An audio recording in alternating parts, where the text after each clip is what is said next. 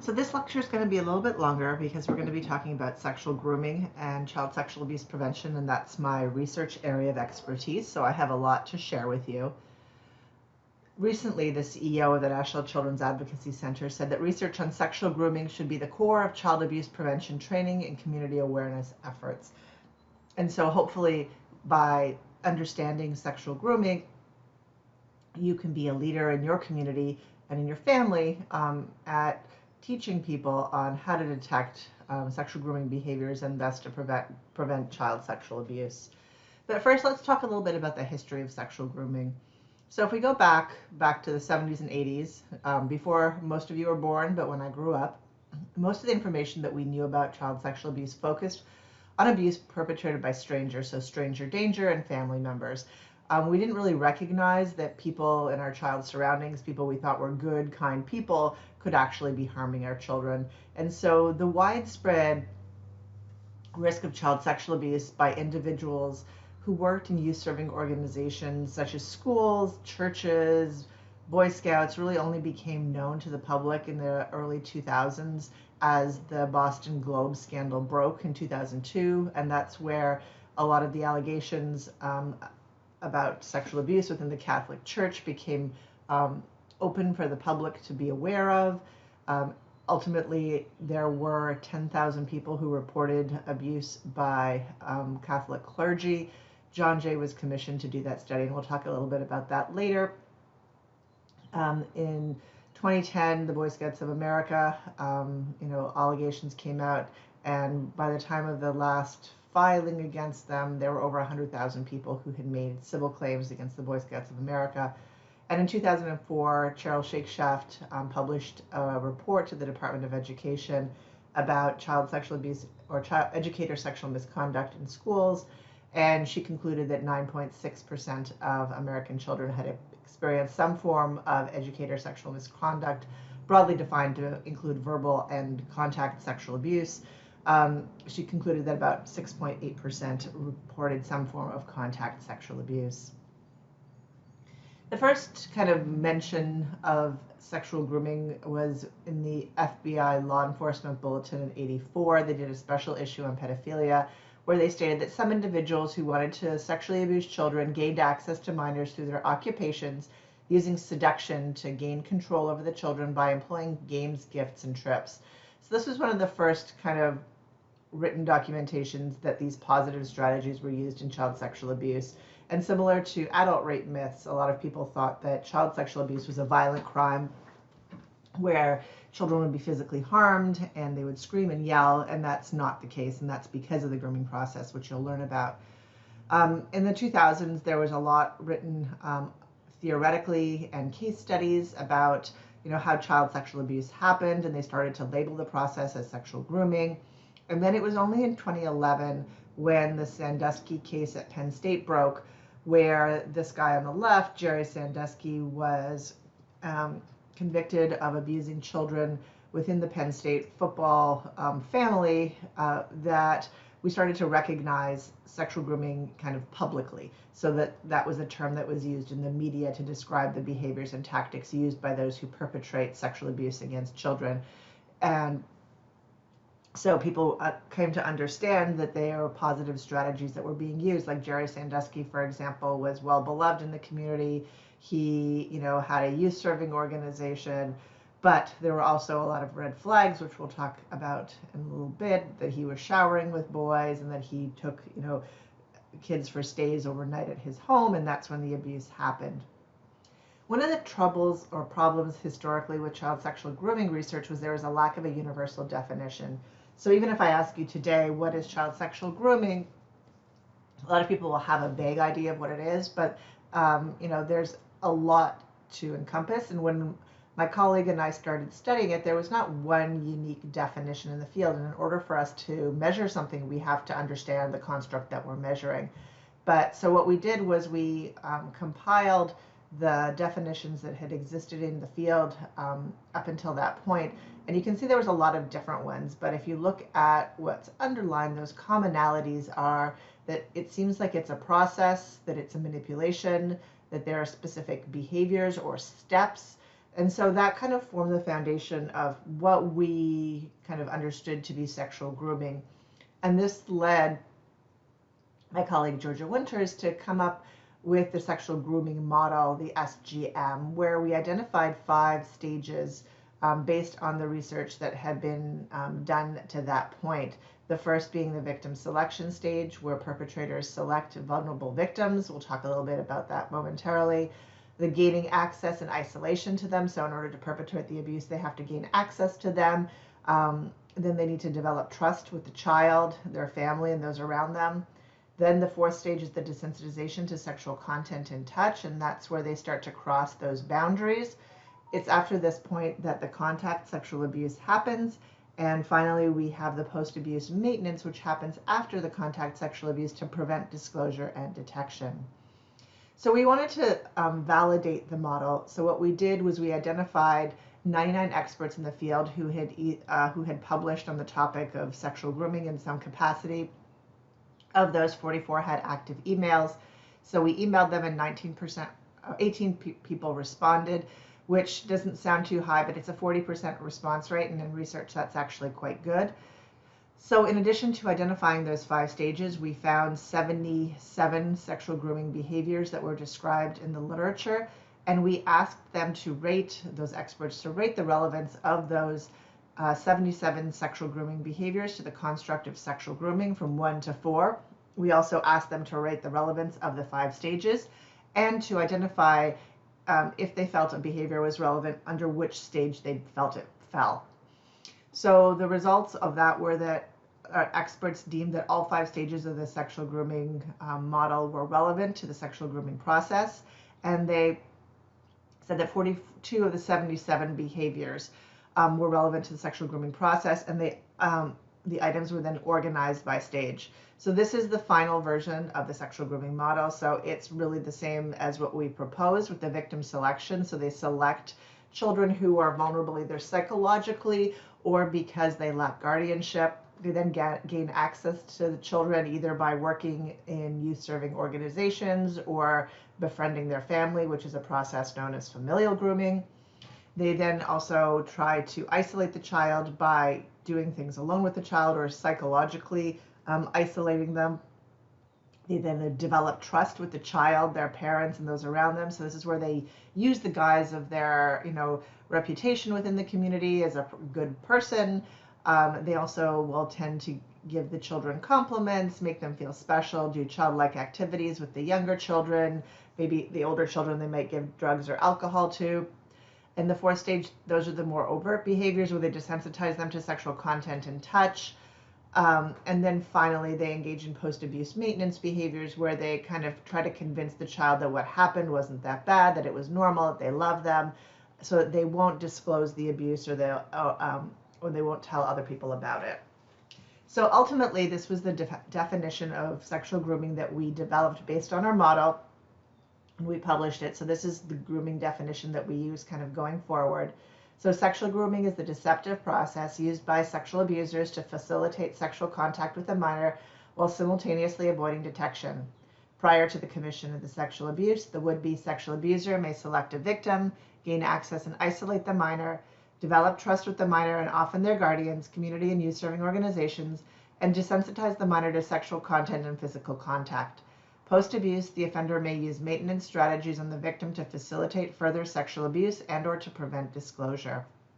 So we then use those 42 items that the experts deemed to be central to the sexual grooming process to develop a measure of sexual grooming. So this is how we've been doing our research. We developed the sexual grooming scale victim version. So this is designed to be an online self-report measure for adults who have a history of childhood sexual abuse. So you can see the different behaviors under each of the categories. So under victim selection, the individual is compliant, trusting of adults. They lack self-confidence or have low self-esteem. They're lonely or isolated. They're troubled either behaviorally or psychologically. They're needy. They feel unwanted or unloved. They feel like they're not close to their parents, or their parents aren't a resource for them, like they might be working too much and don't have time for them. They come from a mother home, or need a father figure, and they may lack supervision. In the gaining access and isolation stage, There were 5 items that were identified: the involvement in youth serving organizations, they manipulate the family to gain access to the child, they do activities alone with children which exclude adults, they have overnight stays or outings, and they separate children from their peers and family. In the trust development stage, they are nice, charming, and likable, and they often have good insider status and are pillars of the community. They're affectionate and loving. They give the child special attention or favoritism, or they tell them they have a special relationship. They give the kid compliments. They spend time with the child, communicating with them often. This is now more often done with text messaging. They engage in childlike activities, game stories, sports, music that the child or adolescent may like. They may give them rewards or privileges like gifts, toys, treats, money, or trips. And they provide drugs and or alcohol, especially to teenagers. We see that strategy used. In the desensitization to sexual content and physical contact, they ask questions about the child's sexual experiences and relationships. They talk about sexual things they themselves have done. They use inappropriate sexual language or tell dirty jokes. They teach the child sexual education. They use accidental touching or distraction while touching. They watch the child undressing. They expose their naked body to the child. They show the child pornography, magazines or videos. They use seemingly innocent or non-sexual contact. They desensitize the child to touch or use increasingly sexual touch. It's then, as I mentioned, that the contact abuse happens, and then post-abuse maintenance, they tell the child not to tell anyone what happened and encourage secrets. They tell them that they love them. They use rewards, bribes, in order to the child to avoid punishment. They persuade the child that what happened was acceptable or normal behavior. They misstate moral standards regarding touch. They make the victim feel responsible, and they may threaten the child with abandoning them, rejection, or if they tell anybody that their family might break up. So we pilot tested this measure with a sample of 115 adult survivors of childhood sexual abuse, in which we established the feasibility and limited efficacy and content validity of the scale. And we found that 99% of those adult survivors reported at least one of those sexual grooming behaviors in the course of the child sexual abuse they experienced. And on average, they reported 15.3 behaviors across all 5 of the stages. You can see here. So we are now engaging in additional validation of this sexual grooming model and the sexual grooming scale victim version. So we have developed and are pilot testing an adult interview, a child forensic interview, and we're working on developing an interview for those who've perpetrated child sexual abuse, so the perpetrators. Most recently, we just published a paper looking at the prevalence of sexual grooming behaviors in a very large sample of adults who've experienced childhood sexual abuse. It's over 1,000 people. And similarly, we found that behaviors were endorsed across all 5 stages, and on average, 14.25 of the sexual grooming behaviors were reported, and 99% of all childhood sexual abuse survivors reported the use of at least one grooming strategy. However, some of the criticism of sexual grooming was that a lot of the grooming behaviors that we just talked about may look like normal adult-child interactions, and the types of behaviors and the length of the behavior may be potentially nefarious based on the context, the characteristics of the victim or the perpetrator. And we also see that those who perpetrate sexual abuse may groom themselves, a process known as self-grooming. They may groom the family of the child, which is known as familial grooming. And they also may groom institutions and communities. So that's where they kind of, portray themselves to be an upstanding member of the community and have important roles, and they often win awards. We have found that recognizing sexual grooming can be difficult because of the hindsight bias. So once we have information that somebody is a sexual abuser, we can look back and see, that some of those behaviors that they were engaging in were quite obviously with the intent to abuse the child, but we can only recognize them once the abuse has happened. That generally people have difficulty recognizing sexual grooming behaviors outside of the touching behaviors. And while we thought that parents would be better than non-parents because they would be, more aware of the research, we did not find that. And we actually found there was no correlation between parents' ability to detect the abuse and their actual ability. So they thought, parents' perceptions of their ability to detect grooming behaviors and their actual ability. So they thought they were better at it than they actually were. So this led us to engage in the red flag sexual grooming behavior study, which is one of the ones that you had to read for this week.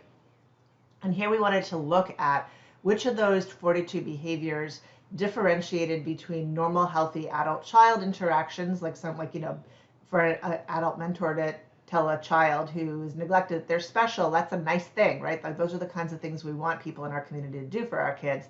So which of those behaviors are indicative of childhood sexual abuse and which ones actually are normal, healthy adult-child interactions? And so what we did was we got a sample of close to 1,000 individuals who participated in the study, and 400 of them, or 411, had experienced childhood sexual abuse, and they completed the sexual grooming scale.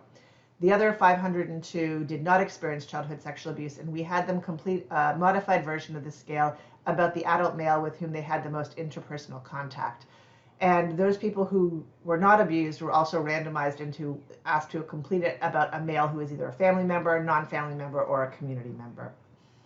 And what we found was that those who reported a history of childhood sexual abuse reported 2 times as many grooming behaviors as those that did not.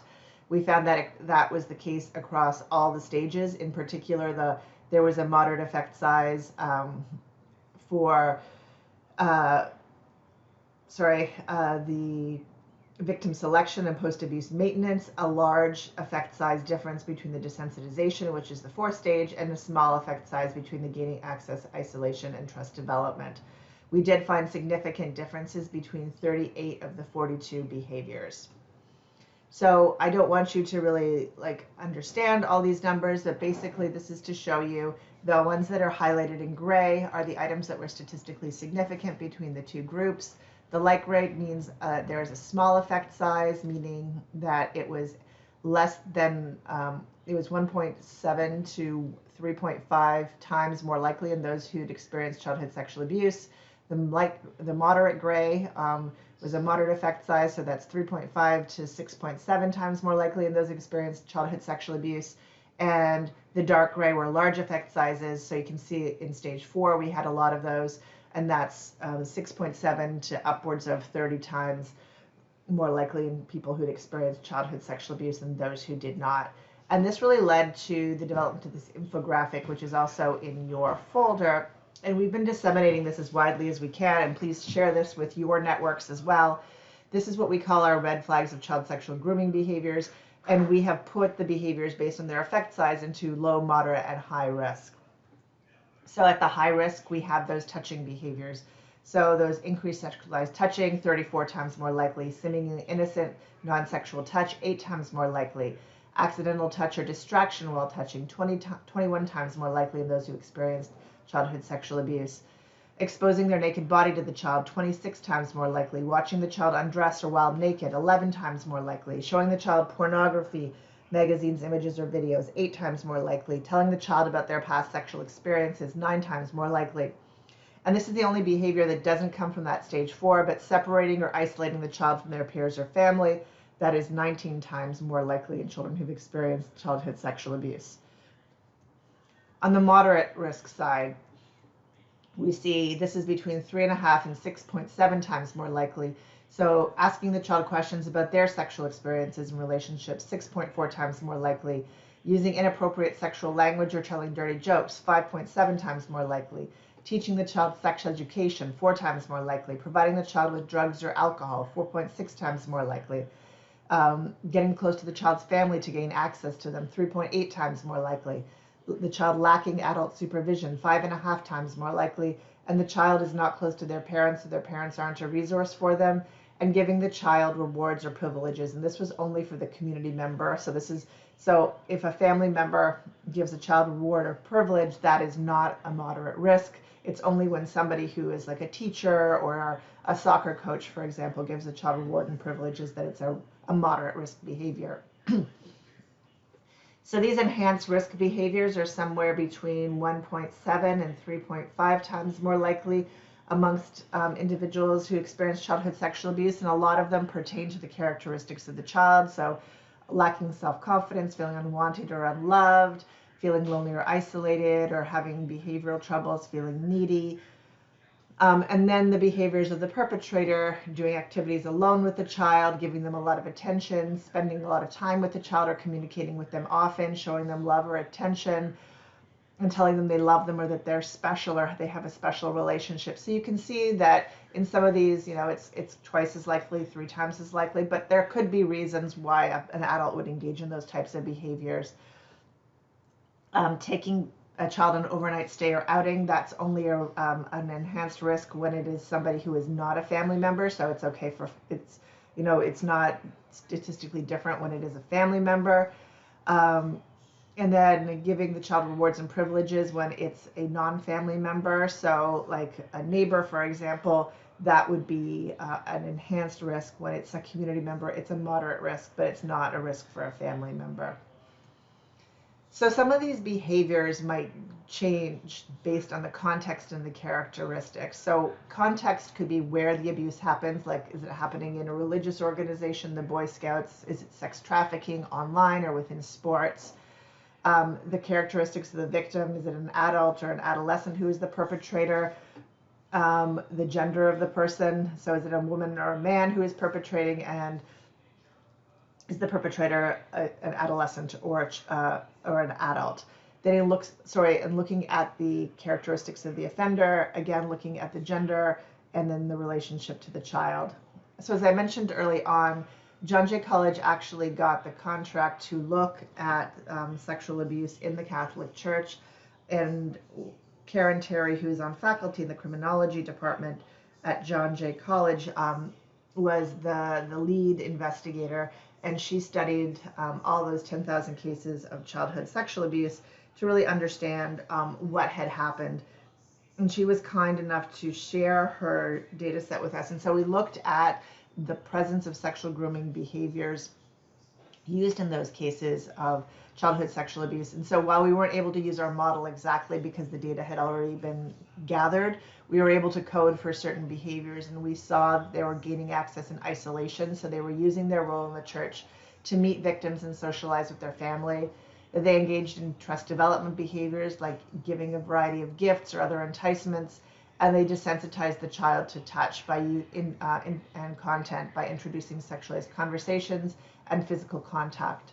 Interestingly, they didn't appear to target potential victims based on their family makeup that would make them more vulnerable, like single parent households or foster care, and they didn't frequently utilize threats or to the child. But what was reported was they used their role in persona Christi, so as their representative of God on earth, to manipulate the child spiritually. And this wasn't necessarily an overt strategy, but one rather that the child kind of perceived, because they were representing God on earth, and if the clergy was doing this, then the child interpreted that to mean that potentially God was wanting this to happen.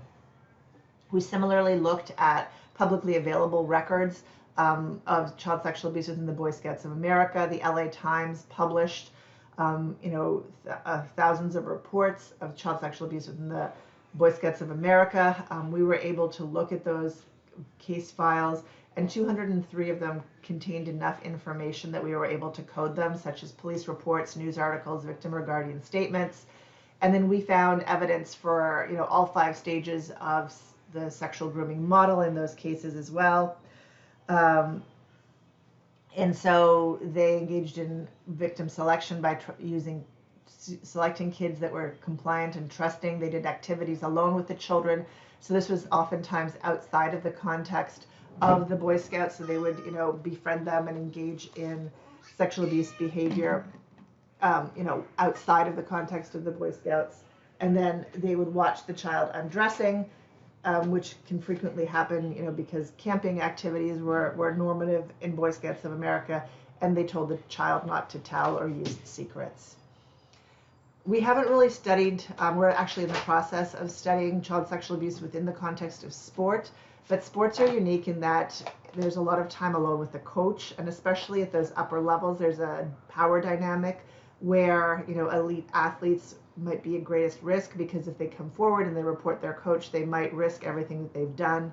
The use of touch might be required in sport because of spotting, for example, and some sports actually require minimal clothing, and showering and changing together is not uncommon. Research to date suggests that 14% of sports youth who are involved in sports report some sort of sexual harassment or abuse. It's more frequently reported by girls than boys, but it's thought that boys underreport. Most often involves a male coach, but 45% of the cases that have been studied to date involved another athlete. And grooming was described as a key component of sport, but it has yet to be measured, and that's kind of what we're doing in our current study.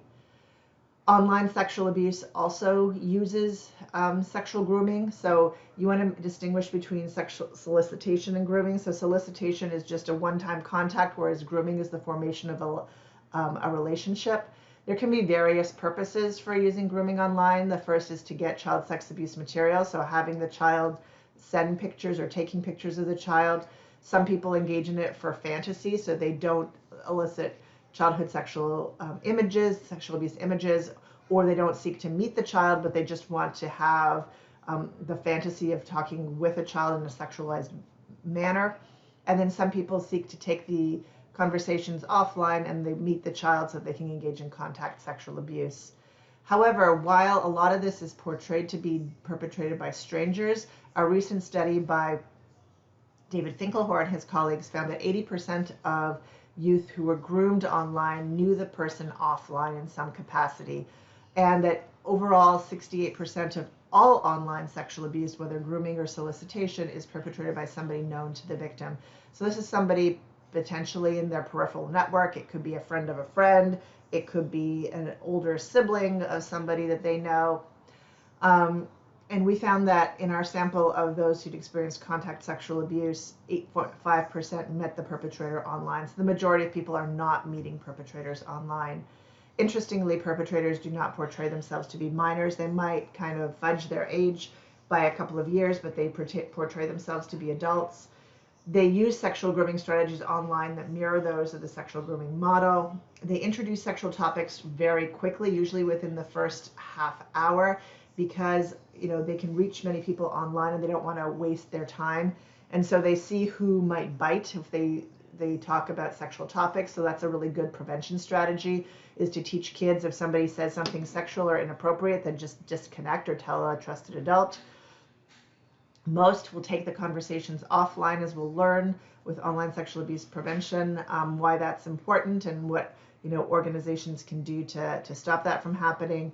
And minors, we did a study where we looked at minors who met strange adults online and then had contact with them offline. And the majority of minors who had relationships with adults or who met adults offline considered it to be a consensual relationship. So they saw this to be they didn't view it to be sexual abuse, even though technically, because it was an adult, it would be sexual abuse. So we did find in some new research, which we're in the process of publishing, that when the victim is a child under the age of 12, the perpetrator will use different strategies. So they do more activities alone with the child. They manipulate the family to gain access to them. The child is more compliant. They tell the child not to tell. They encourage secrets and engage in childlike activities. So you can see that makes a lot of sense if the child is under 12. When the victim is a teen, the perpetrator is charming. They give them compliments. They often provide them with drugs or alcohol. We often see teens who lack self-confidence, and they often will convince the adolescent that they're in a consensual relationship with the perpetrator, and so they're talking about their own sexual experiences or the sexual experiences of the teen, and they tell the child or the teen that they love them. And so it's often only later that the teen recognizes that they were manipulated and that this sexual grooming process happened. When the perpetrator is an adult, they're more likely to manipulate the family, have good standing within the community, choose compliant children, and give rewards than when the perpetrator is an adolescent. Female perpetrators are more likely to use overt sexual strategies like teaching sex ed, watching the children undress, or exposing their naked bodies. And that's because female perpetrators are more likely to have adolescent male victims. And so those are the tactics that might be most desirable for the adolescent male, because you have those old stereotypes of the adolescent male looking to have a sexual relationship with an adult female, and so they use those overt sexual strategies. When the victim is a female, you see more giving of compliments, I love you, and making the girl feel responsible for the abuse, so those psychological strategies. We've done research on female perpetrated sexual abuse, and we see that women use grooming. You can see this is Ghislaine Maxwell and Mary Kay Letourneau. Those are two kind of notorious female sex offenders. So Ghislaine Maxwell used it in the context of sex trafficking, and Mary Kay Letourneau was a teacher who sexually abused an 11-year-old student. I think it was a Netflix series recently, May, December, was a movie based upon the Mary Kay Letourneau story. If you're not familiar with it, I would encourage you to look it up. It's kind of the first case of female sexual abuse that came to the attention of the public, and it kind of has changed our perception of, female perpetrated sexual abuse, but it's also interesting how that our perception of it has changed from the time that it happened in the 90s to present day. But we found that similar to all other types of sexual abuse, women used sexual grooming in the perpetration of the abuse in 100% of the cases. They actually used more sexual grooming behaviors, so 4.8 on average. We found that in our large sample of adults, 14.2% to 5% reported the perpetrator was a female. And what's interesting is that half of them were adolescent females. So when we think of biases and stereotypes, we can also consider that women can be part of, the perpetrators. We studied sibling sexual harm. About 5% of our respondents were sexually abused by a sibling. And so the difference with, there is some normative sibling kind of sexual curiosity, like I'll show you mine if you show me yours, but it's when those behaviors become more severe, such as oral sex or penetrative, behaviors, or the one child clearly does not consent to engaging in the behaviors, that behavior becomes abusive. And so what we see when somebody describes, cases of sibling sexual harm, that usually the perpetrator is an older sibling, and there's at least 5 years difference between the older sibling and the younger sibling. Usually involves the older sibling being a male, and it's usually an opposite sex dyad, but they too engage in grooming behaviors, although at a slightly lower rate, because they already have access to their sibling, and it's really not suspicious to leave two siblings alone together. What is most interesting and actually most concerning is that the number of people reporting that their perpetrator is a youth is on the rise. About 40% of our sample reported the perpetrator was another youth. They also use sexual grooming strategies. You can see highlighted in yellow that on average we saw 11. So again, slightly less than the average. And that's again because, when you see two young people together, it's not necessarily suspicious. They don't have to do anything particular to gain access to another young person.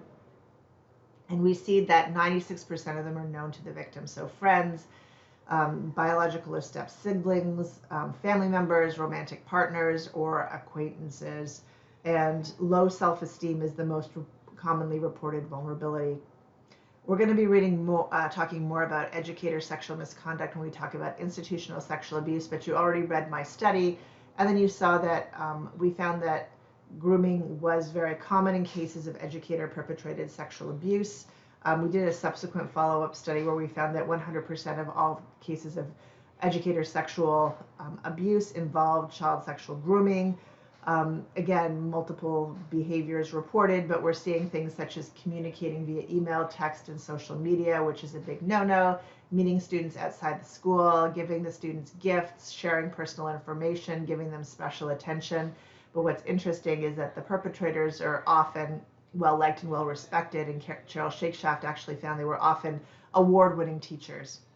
So what does this all mean for prevention? So if we talk about our public health model in terms of primary prevention, developing policies and procedures to address these behaviors. So using that red flag infographic, the yellow, red, and orange, to develop policies and procedures. So if you see somebody in a youth-serving organization engaging in those yellow flag behaviors, that needs to be, somebody needs to report that, and there needs to be at least a conversation about that, and that needs to be documented. And it could be that there's a very reasonable reason that the person is engaging in those yellow flag behaviors, but we want to make sure that it's addressed and they get education around it and that it's documented, so that if we see it repeatedly, then we know that there's something amiss. If there are orange and red flag behaviors, how to report that, whether it's mandated reporting statutes or, what are we going to do when we see those types of behaviors, but also training to those behaviors and teaching people what those sexual grooming behaviors are. We want to include those sexual grooming behaviors in educational materials and programs for children, for parents, for teachers, for community members, so that everybody is knowing to recognize them, so that it will no longer be subject to the hindsight bias. If we know what these behaviors are, we can, intervene when we see them and, err on the side of caution. We can develop environmental protections so that things such as isolating the children are not possible. And we can develop legislation. So we have things such as mandated background checks, pass the trash legislation. So historically, schools were allowing teachers to resign if there were allegations against them and they would move to a different district. But now multiple states have passed legislation so that they cannot resign without an investigation, and that then stays on their record. We have mandatory reporting legislation in all 50 states, which is variable. Like in New Jersey, everybody is a mandated reporter. In New York, people who are mental health professionals, doctors, people who work in youth-serving organizations, clergy are all mandated reporters. But we are also now seeing more standalone grooming legislation so that we can identify that grooming can be a crime before it actually happens. When we're thinking about investigation, so this is more like after the abuse has happened, if they're doing forensic interviews, they can ask specifically about these sexual grooming behaviors to the child because it helps in the prosecution of the case. The law enforcement can also identify grooming behaviors by asking, not only the child, but those around them, like what grooming behaviors were observed, because the more that we have, the more that they can kind of show the story of how the abuse happened, and it could lead to the identification of additional victims. We have laws that are now targeting sexual grooming behavior. So Vermont, Delaware, and Texas all have standalone sexual grooming laws so that contact sexual abuse doesn't even have to happen. You can be prosecuted by engaging in the grooming behaviors. We actually testified in Vermont for their sexual grooming legislation, and they used a lot of the work that we've done in developing that legislation. And lawyers can use evidence of these tactics in prosecuting child sexual abuse cases to help, explain and support the child's story, but also to understand, why a child didn't disclose immediately. And sexual grooming can be used in civil cases as well. In terms of conviction, it can be used in sentencing, because people get longer sentences due to aggravating factors. And arguably 3 of those factors are sexual grooming. So the vulnerability of the victim, so that's the victim selection stage, prolonged negative impacts on the child. So grooming itself is a psychological manipulation that leads to lots of guilt and shame. So that is an aggravating factor and a breach of trust. And so because the people who engage in grooming are people that the child is, that is known to the child, that is somebody often that the child trusts, so they have the trust development stage, they are breaching that trust. And that's often, for many of the kids, much more painful than the actual sexual abuse, that somebody who they thought was looking out for them has actually harmed them. In terms of evaluation, we can use it when we're working with perpetrators to inform future risks. So do they have a standard modus operandi, and how this can, come into play with recommendations for parole and probation and treatment providers. But it can also help survivors, so that, because there's a lot of guilt and shame that goes along with childhood sexual abuse, because individuals often feel like they're somehow culpable because they didn't, come forward earlier, that they didn't yell and scream, they didn't tell anybody. And really understanding the sexual grooming model and how they were manipulated can help alleviate some of those feelings of guilt and shame, and that is kind of the whole purpose of that psychological manipulation, and that they bear no responsibility, that it really falls on the perpetrator. So next steps, we're working on what we're calling our Red Flags 2 study, where we're looking at the frequency of behaviors. So is it if a behavior happens once, it's okay, but if it happens multiple times, that's when it becomes a red flag. We want to make sure that our model follows sequentially, so we're having people who report, who have child sexual abuse, put those behaviors in the order that they happened. And we're also looking at how electronic devices are being used in the sexual grooming process. We've studied sexual grooming among adults, and, spoiler alert, it basically follows the same model. We see that they are reporting the exact same behaviors, pretty much at the same frequency. And we're also currently studying familial sexual grooming. So how are perpetrators grooming family of the children?